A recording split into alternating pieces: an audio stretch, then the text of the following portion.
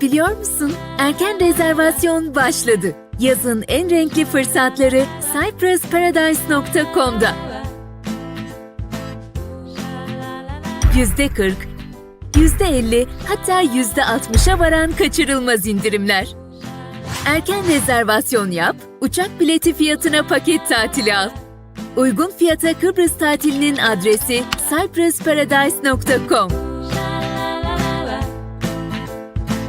Zaman akıp gitmeden acele edin. Bir bakmışsınız yaz gelmiş. Cyprus Paradise. Tatiliniz bizimle güvende.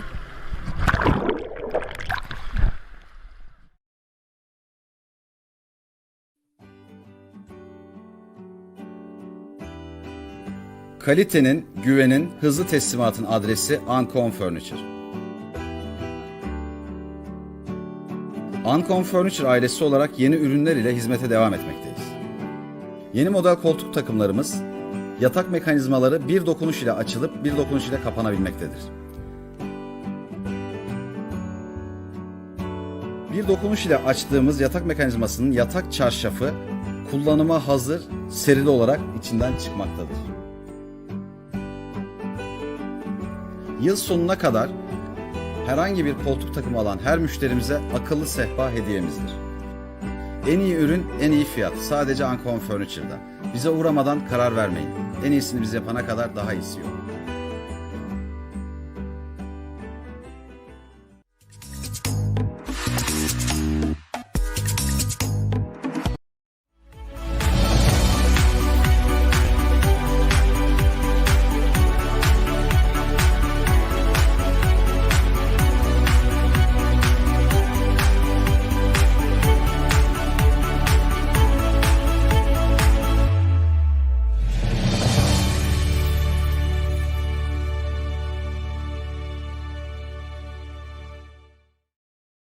Welcome to the latest printed press. I'm Aysen Djemal, and tonight we have a very special episode looking at the recent popular movement, We Will Not Be Silenced. This movement started on social media and it was began to support our women in our community. I put up a post about recent accusations that I wasn't very happy about, and I declared that I would support all women in my community and the wider community and globally, to be honest with you. I always try to celebrate women on my programme, and I feel that we are much stronger at supporting each other. I think that women serve a big purpose in our community. So therefore it was something very passionate to me. But Gulfidan then started a hashtag, We Will Not Be Silenced, and we're going to be looking at that movement tonight. And we're going to be talking to very inspirational women of our community. So therefore, I'm very happy to have Gulfidan Dervish, TCCA Women's Lead, TTFF Women's Committee member. Welcome, Gulfidan, to my programme. Peray Ahmet, who is a Haringey councillor. Welcome, Peray, to my programme. So lovely to have you and to see you here at such a busy time. Thank you for coming on. Dr. Fulya Yahioglu, who is a Senior Public Health Commissioner. Welcome, Fulya, to my programme once again. Very valued person. Thank you very much in our community. And Florenza Incirli, who is a visual anthropologist. Welcome, Florenza, to my programme. The last time you came on, we were actually in the studios a few years ago, pre-COVID. There were good times, but unfortunately we're here now. But you know what? We're moving forward. Things are getting better. And I aim for this programme to be a positive programme in celebration. Obviously, we felt that we needed to slightly explain ourselves about the movement. But before we go on to that, what I'd quite like to do is have an introduction from all of you, just for our audiences, a little bit of background knowledge. So if we start with Gulfidan. Hi, I'm Gulfidan. I'm one of the trustees of TCCA and also Turkish Football Federation Women's Committee member, and also mother to a 6-year-old feminist. Yes.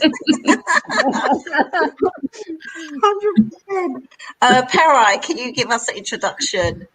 Sure, I like that one. I'm Peray. I'm a councillor, Labour councillor in the London Borough of Haringey. I represent Wood Green, which is, you know, the central part of the borough where we have the famous mall and the famous High Road, which I'm sure we're all familiar with. And I have over 20 years experience working within the public sector, mainly in local government. And I'm mother to a 11-and-a-half-month-old. I'm going to call her a feminist. I'm not sure she is yet, but she certainly will be.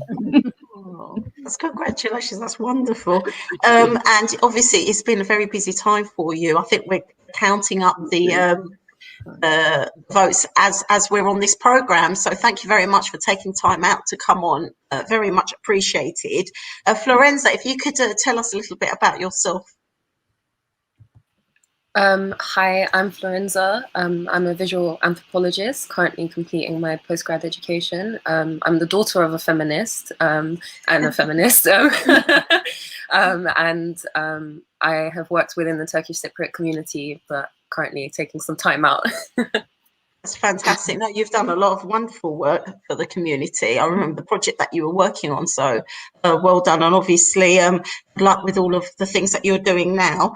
And last but definitely not least, Fulya, if you could tell us a little bit, you've been on my programme quite a lot recently because of COVID. If you could just give us a bit of background about yourself. Sure. Yeah, I'm also a daughter of a feminist and a very strong woman. I suppose Dr. Fulya, I'm someone who's worked in the community sector and in the public sector within the health realm for the last 18 to 20 years. I've kind of done lots of different projects. I specialise in substance misuse, sexual health, domestic violence, rough sleeping, lots of projects going on and lots of work within the community as well. Yeah, amazing stuff that you've done, and you've really helped us with COVID, giving us information to get through it. So thank you very much for that as well, and the vaccine, which was very, very important. So moving on to the topic, Gulfidan, let's start with what is We Will Not Be Silenced movement.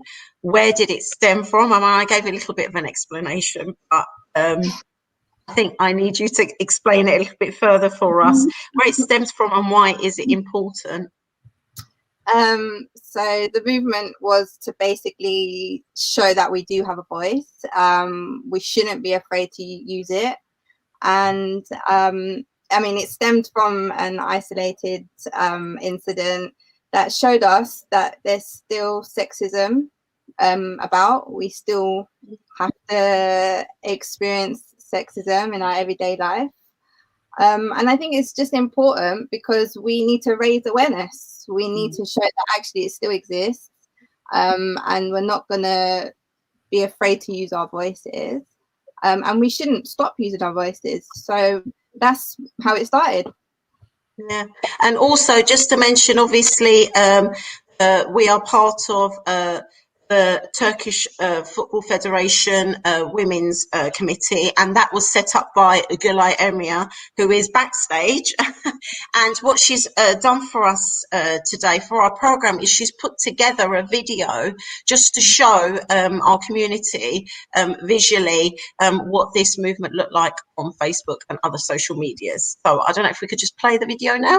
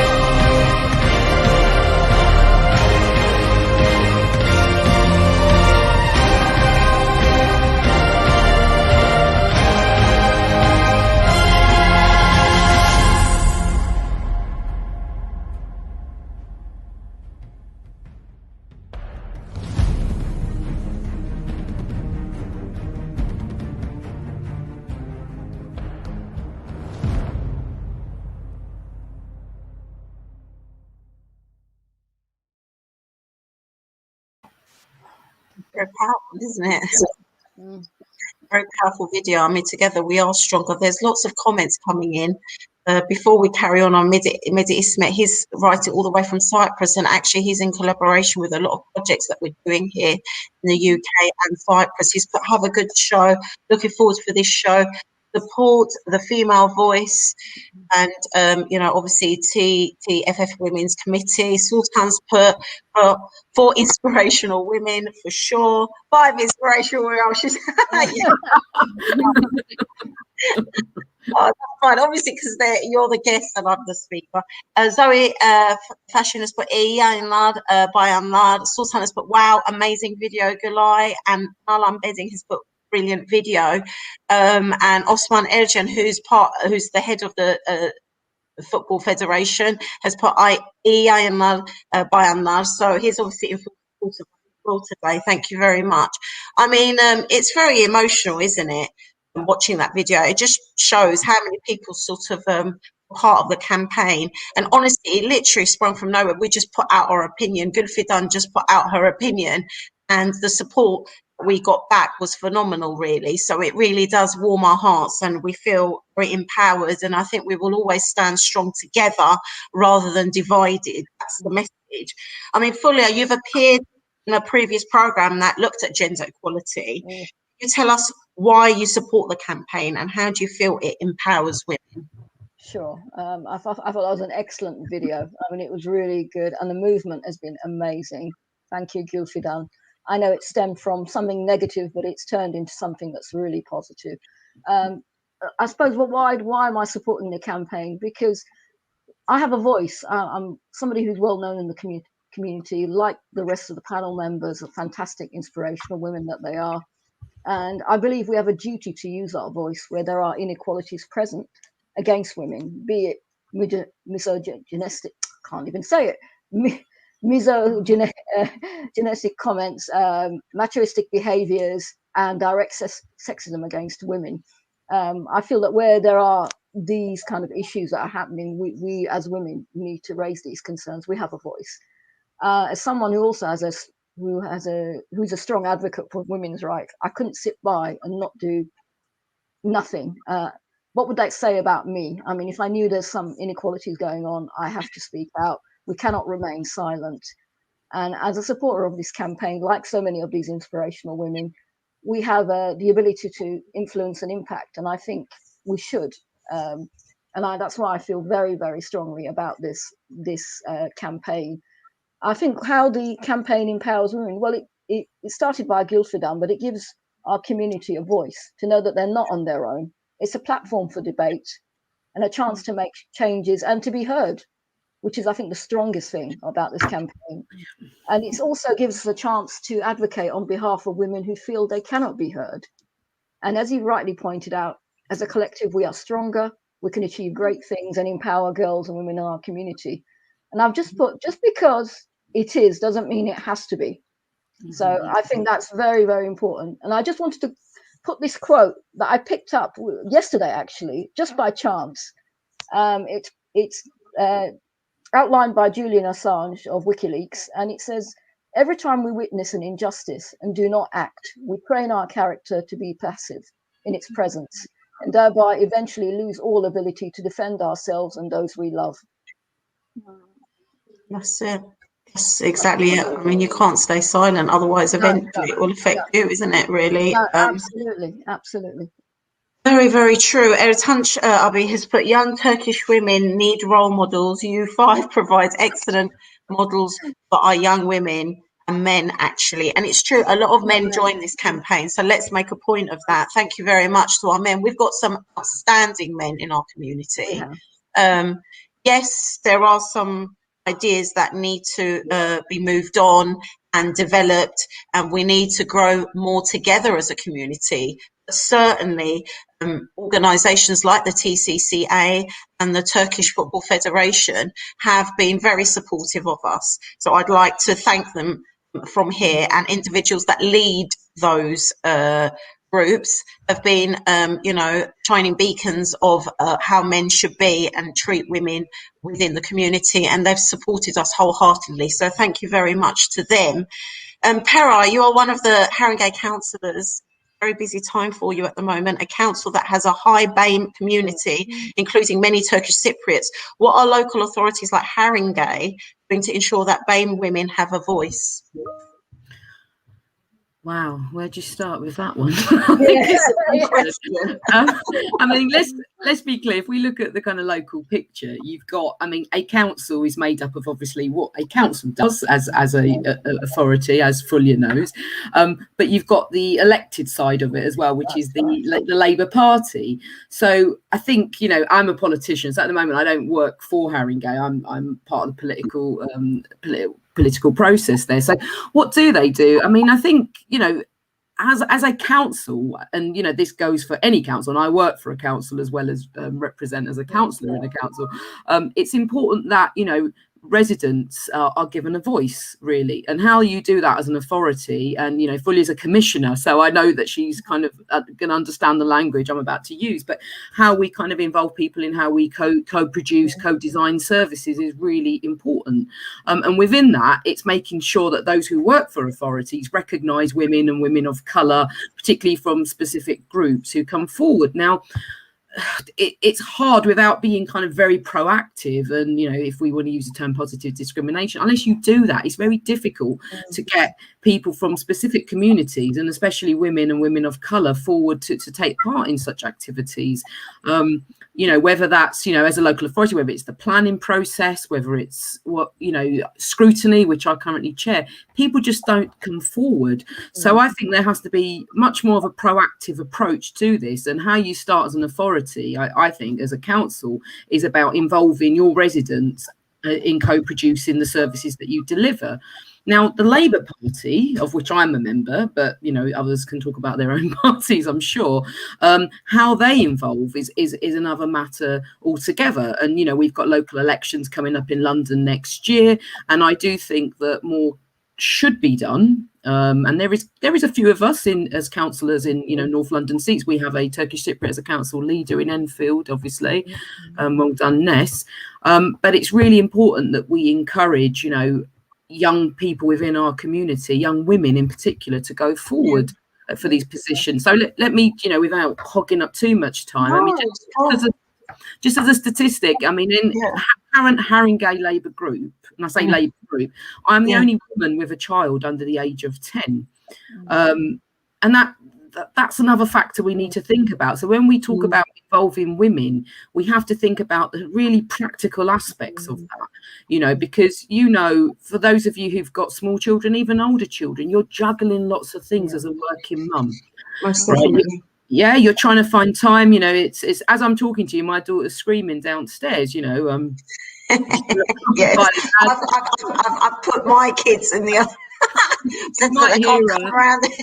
Exactly. Yes. It really is about that kind of practical support offered. So we can kind of hold very inspirational talks, and we can get people to come forward, but actually support has to be more of a practical variety as well, because when it comes down to it, you're juggling 2-3 children, you know, you're being asked to, you know, attend a meeting in the evening, and you're kind of going, oh, you know, and I'm in a position where my husband does at least 50% of the share of the work.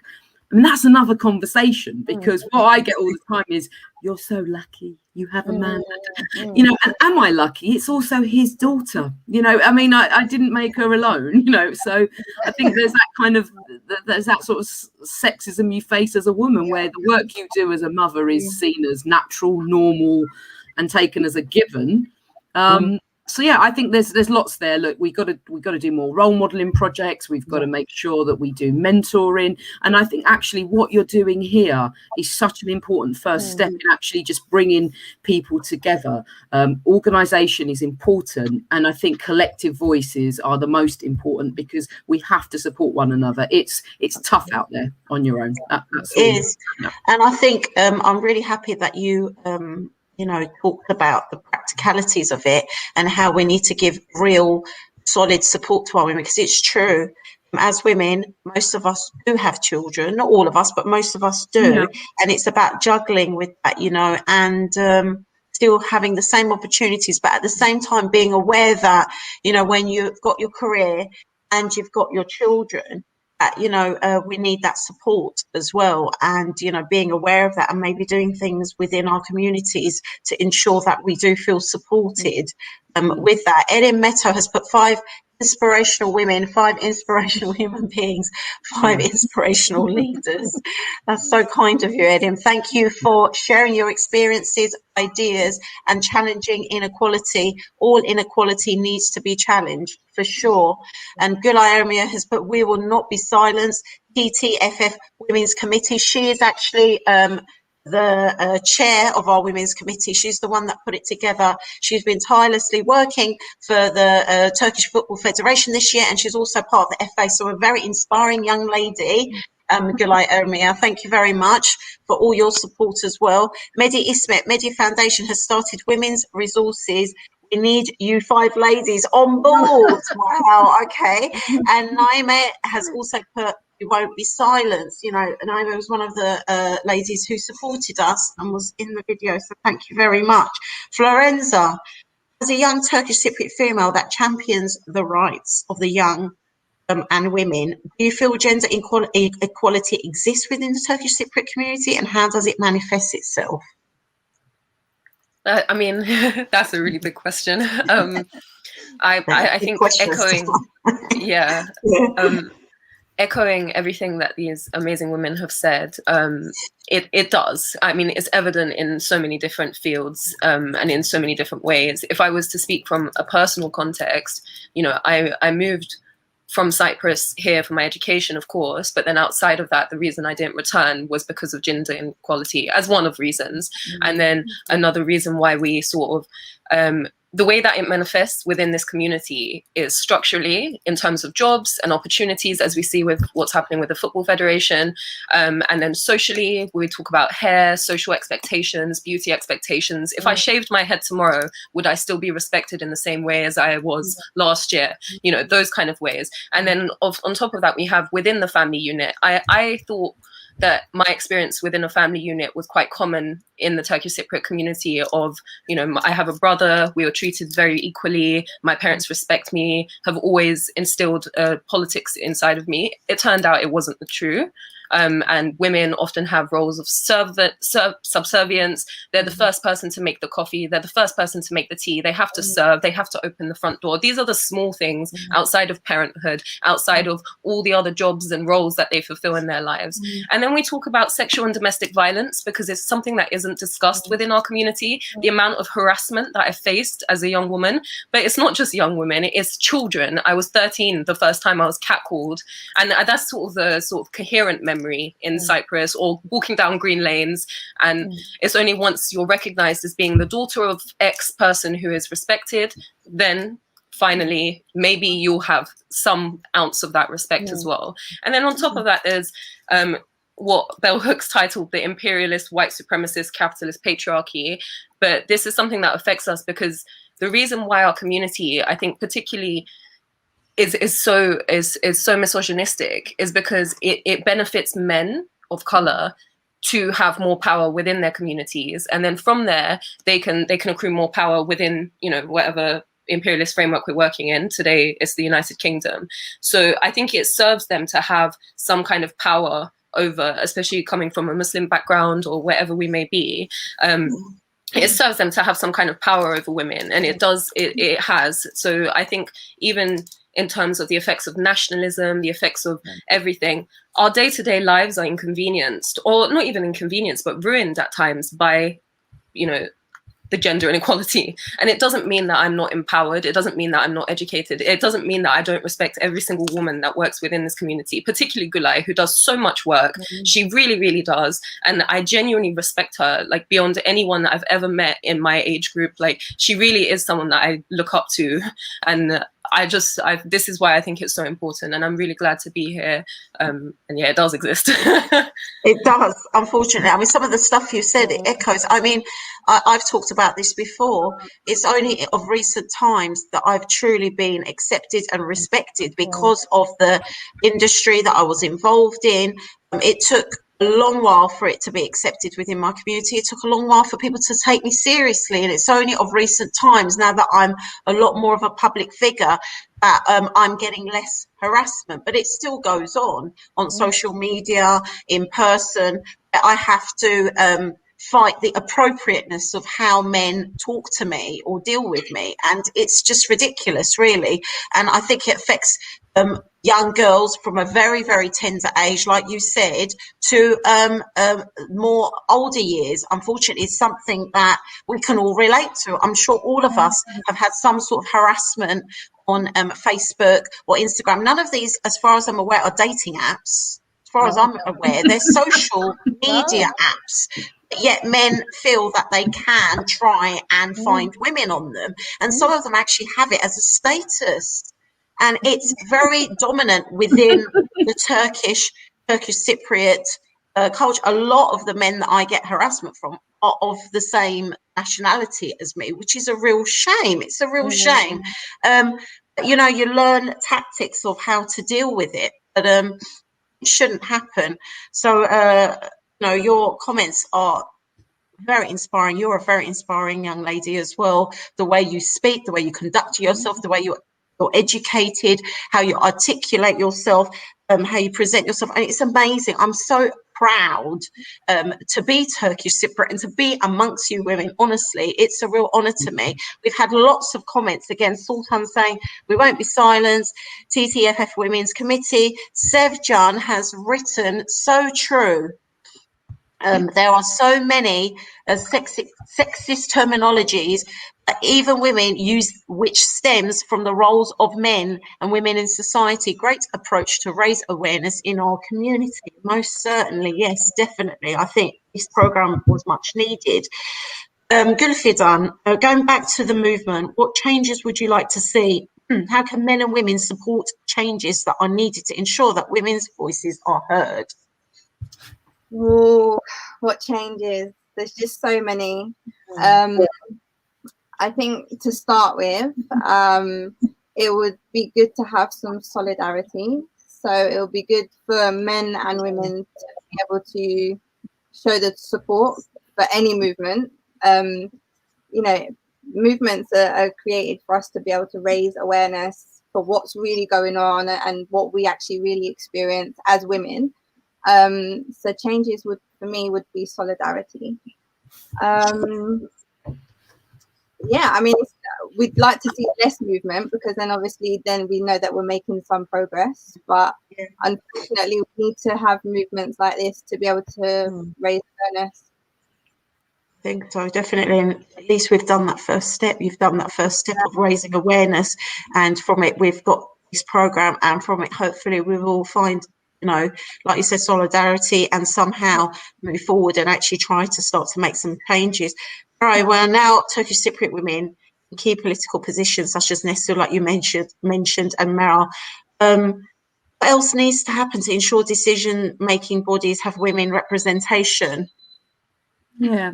So I think, I mean, the women you mentioned are obviously in very key leadership positions, which is really important. So I think one thing I'll say is for women in leadership positions, it's, you know, from our community, it's kind of making sure that you reach out to other women and kind of help them get on board as well. I've already mentioned role modeling, mentoring, etc. So in terms of bodies, I mean, I think, you know, so the Labour Party, for example, we have, so say the ward I represent, there's 3 seats there, 1 has to be a woman, you know, it's a quota, has to be a woman.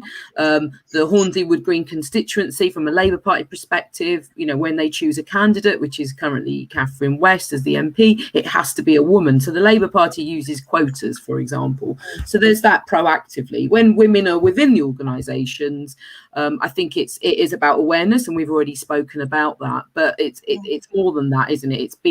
I think there is something within the psychology about us and not being afraid to be demanding and assertive.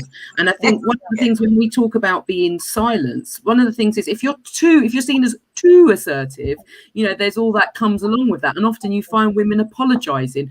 Sorry, you know, I do it myself. Sorry, I didn't want to say too much. I'm aware I'm a bit this, I'm a bit that, you know. And I think it's giving women the confidence to speak out, you know, because within our communities, and we've all had different experiences for, you know, according to our ages and the fact that, you know, what kind of families we come from, whether they're educated middle class, working, you know, we have different class within our community. Me, certainly, I was not brought up to have an opinion. I've got a very strong opinion. I always did have, but the attempt was always to knock that out of me, you know, and I think it's just making sure that women are confident enough and have the space to talk, you know. And I think I will always say organize. So we've started with the awareness. Maybe the next steps is actually just setting up some sort of groups and committee just to sort of look at how we can tackle the problem, you know, practically. You know, so we have these fantastic women in key leadership roles. What more can we do? You know, we can set up political mentoring projects, role modeling. There's so much we can do. So practically, we need practical. We can talk for hours on the show. I certainly can. That's not enough. We need action. Definitely. Every time Space feel like crying with pride listening to Florenza. Oh, I love that. Yes. And good like Ermia has put, we invite all ladies to join the TTFF Women's Committee. We welcome everybody. And I personally support all women's groups. Together we are stronger, most certainly. And I think what Peray is saying is like setting up panel discussions and groups to actually find ways to move forward. I think that's a really, really good idea. So if anyone out there has got any suggestions or any time, then please contact us about that. Right, Florenza, many men feel that today inequality does not exist, with many stating that women are empowered and do have a voice. Moving on from what you said before, what's your opinions about that? I mean, it does exist. There is a certain accuracy to that. Like, ultimately, we do live in the United Kingdom. We have certain rights and privileges that as a community we do. You know, most of us are white passing. We don't really visibly look Muslim.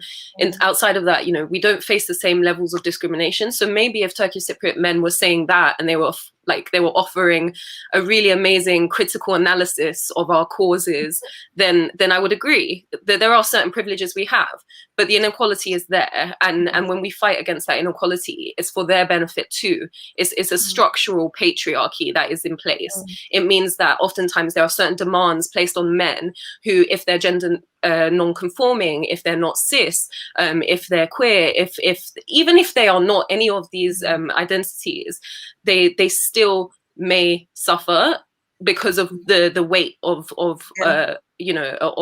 misogyny of the patriarchy.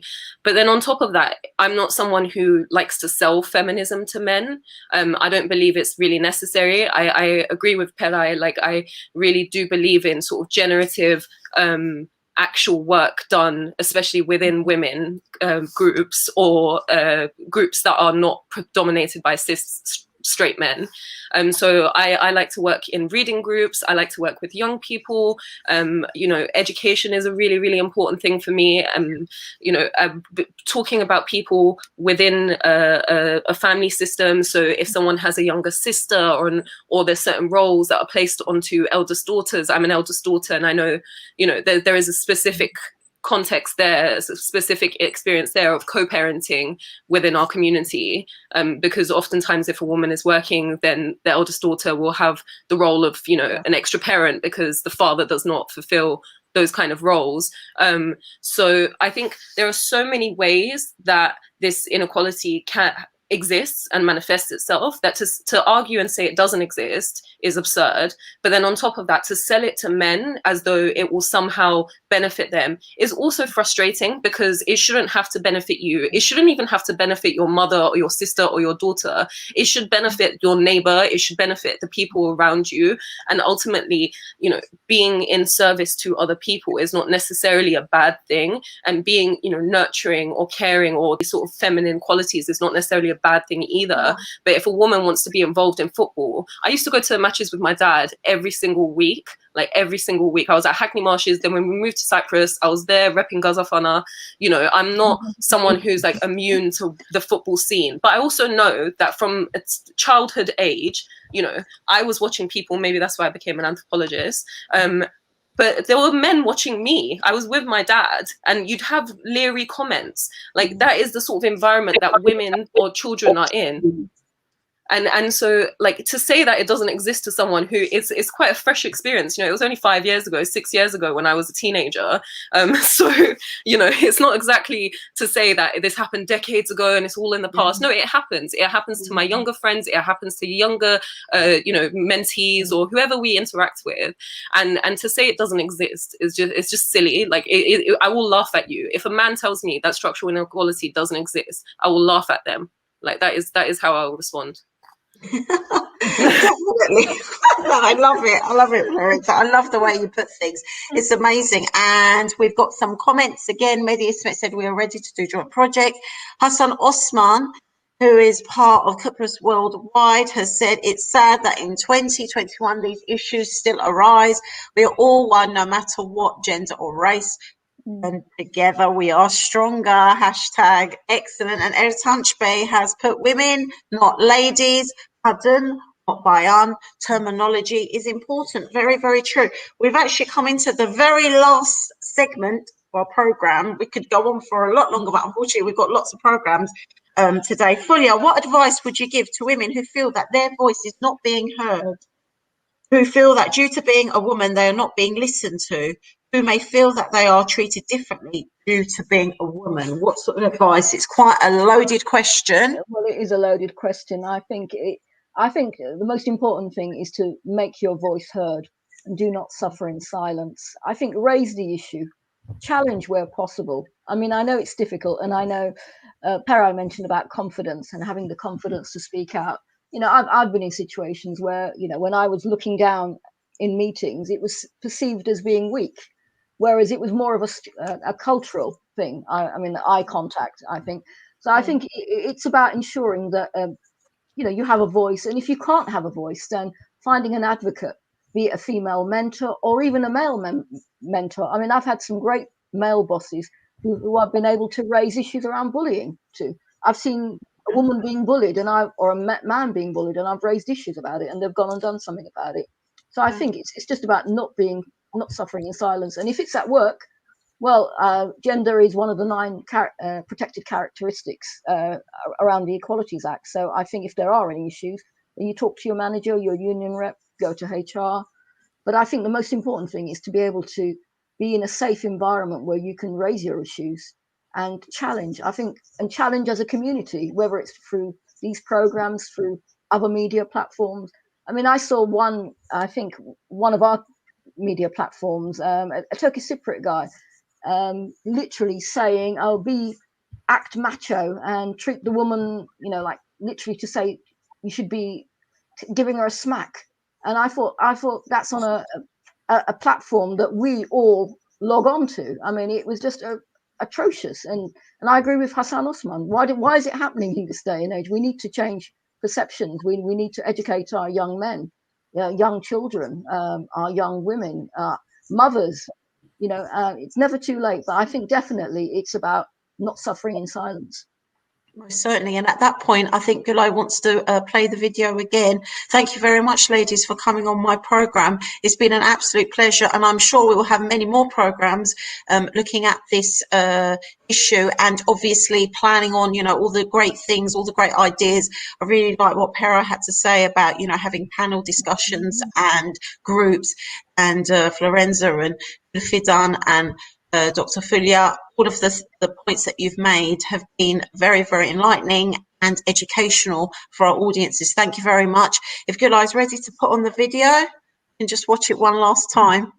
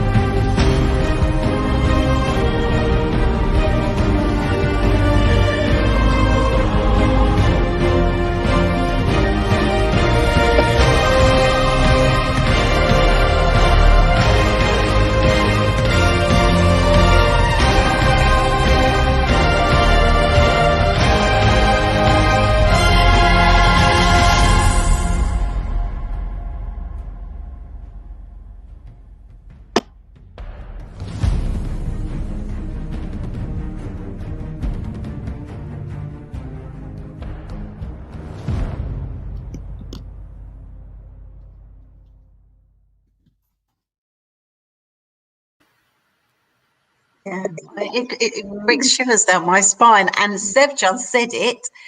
Yes, absolutely. Great program. Love it. I think that's the best way to end this. I mean, it has been an absolutely pleasure to have everybody on the program. Thank you very much, ladies.